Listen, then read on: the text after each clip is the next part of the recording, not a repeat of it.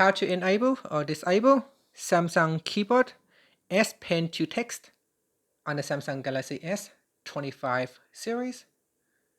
First, tap on the home button to return back to the home screen. Now from the home screen, swipe down at the top and then tap on the settings icon. Next, in the settings page, we then scroll down and from here, tap on General Management. Next, we go down and tap on Samsung keyboard settings. Then scroll down to the bottom and from here, tap on S Pen to text. Tap on the toggle button to turn it off or switch it on.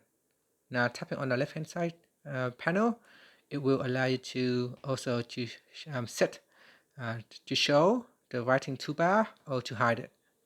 And that's it.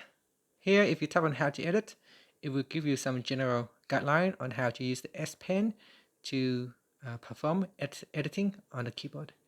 Finally, you can tap on the back key or tap on the home button to go back to the home screen. Thank you for watching this video. Please like and subscribe to my channel for more videos.